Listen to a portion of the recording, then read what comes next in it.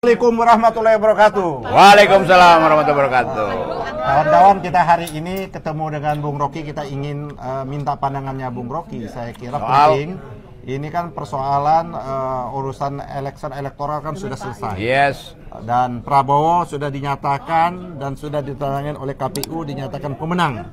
Oke. Dan insya Allah nanti akan dilantik pada tanggal 20 Oktober bulan ini. Kira-kira dengan pokok persoalan yang banyak sebagaimana kita diskusikan tadi, apa yang harus dilakukan oleh Pak Prabowo ini? Yang pertama yang mesti kita uji kimia psikologi antara Prabowo dan Gibran.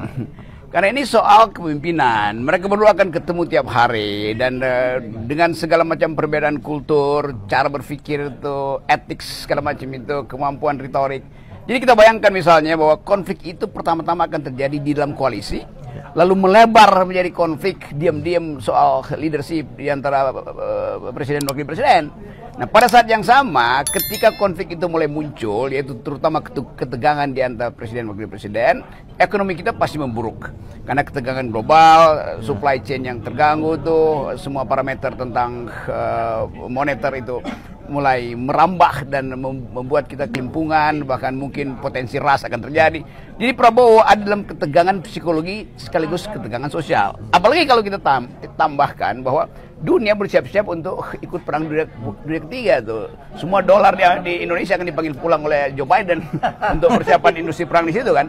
Jadi kemungkinan itu akan membatalkan ambisi misalnya untuk makan siang gratis, ambisi untuk menambah anggaran IKN, ambisi untuk menambah jalur kereta cepat dari Bandung tembus lagi ke Surabaya. Jadi semua ilusi itu kita bayangkan dari sekarang, bukan karena kita ingin menghalangi, tapi dia akan dihalangi oleh semacam hukum-hukum sosiologi. Aturan ilmu agama dia akan dihalangi oleh hukum-hukum alam alias sunatullah. Jadi kalau begitu apakah dapat disimpulkan sesungguhnya beban yang terberat oleh Pak Prabowo itu sesungguhnya ada pada Gibran? Itu di depan situ tuh ada mawar, coba di short mawar itu. Dan ada lagu bunyinya Every Rose Has Its Thorn. Itu lagu dari Poison dulu. Semua mawar ada durinya. Kita tanya sekarang, yang wangi itu adalah Prabowo karena dianggap oke, dia jujur untuk menyelamatkan Indonesia berkali-kali. Tapi ada duri di situ, yaitu Gibran. Atau sebaliknya, Prabowo adalah duri bagi dinasti Jokowi nanti. Karena kalau misalnya soal-soal politik hari ini membuat ekonomi gagal, masyarakat kemudian lakukan social unrest, itu artinya yang harus bertanggung jawab adalah Jokowi. Tapi saya dengar kemarin Prabowo bilang bahwa dia sudah dipersiapkan oleh Jokowi sejak lama tuh. Saya baru mau nanya yang itu terakhir.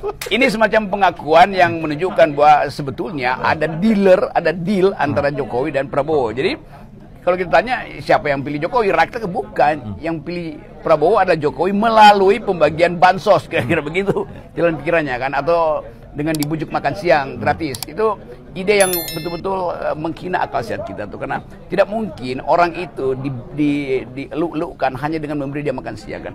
Kita mesti beri dia pikiran, bukan sekedar karbohidrat, tapi juga protein dan kemampuan konseptual. Nah, itu yang saya kira akan kelabakan nanti. Karena masyarakat sipil, buruh terutama akan tetap menuntut keadilan dan kemerdekaan berpikir. Tapi bagaimana Bung Rocky menilai apa yang dikemukakan oleh kaum sivitas akademika melihat hasil berharap banyak kemarin dengan Mahkamah Konstitusi, tapi faktanya kan berbanding terbalik dari apa harapan. Bahkan mereka menyatakan yang menyelesaikannya ada peradilan rakyat seperti itu. Iya, memang sebetulnya itu akhirnya kan. Jadi kalau lembaga-lembaga formal mengalami yang disebut oleh Huntington political decay, pembusukan politik, kan yang membusuk terakhir adalah akar konstitusi kita di Mahkamah Konstitusi itu. Sebelumnya daunnya membusuk, itu Paman Usman, dia sebagai daun, tapi sekarang akarnya membusuk. Maka saya gembira sebetulnya pembusukan itu total, supaya bisa ditumbuhkan bibit-bibit baru tuh. Nah, keadaan semacam itu hanya bisa dilakukan secara pelembagaan. Kita masih nuntut misalnya supaya Megawati teruskan protesnya itu ke DPR dalam bentuk hak angket apapun kan, supaya terbuka lagi dinamika politik. Tapi kalau itu pun macet, ya udah akan ada People Tribunal. Entah di dalam negeri atau dibuat di luar negeri. Artinya rakyat mencari jalannya sendiri. Rakyat mencari jalan sendiri, dan arus rakyat itu selalu tidak bisa ditahan oleh kekuasaan. Yang terakhir, apa yang diinginkan, diharapkan kepada para pendukung, relawan yang mungkin sudah mulai goyah melihat mereka berharap cukup banyak kepada pasangannya, tapi di akhirnya itu terjadi zigzag yang luar biasa. oleh elit-elit partai ini. Iya, terlihat bahwa yang kata Bung Rocky itu munafik besar. Iya, konkurensi atau koherensi berpikir ideologi politik dari elit itu ternyata berbanding terbalik dengan apa yang diharapkan rakyat. Ya. Kan rakyat menghendaki 01, 03 itu tetap dalam posisi oposisi. Ya. Rakyat berapa persen? 48 juta rakyat.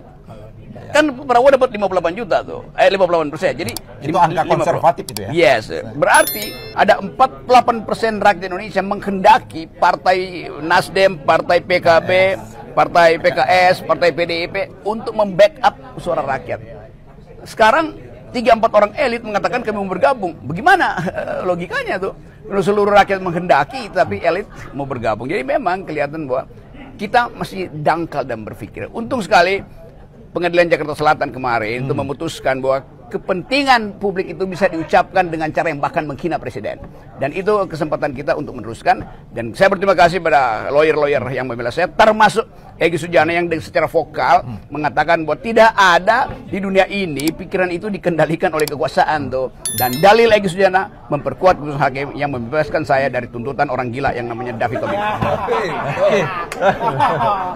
Artinya kawan-kawan kata-kata bajingan tolol yang diadreskan sah untuk diucapkan, sah dan legal dan tidak jadi masalah hukum. Terima kasih. Ya. Kita lagi. Okay. Selamat sore. Assalamualaikum warahmatullahi wabarakatuh. Mantap dah. Oke.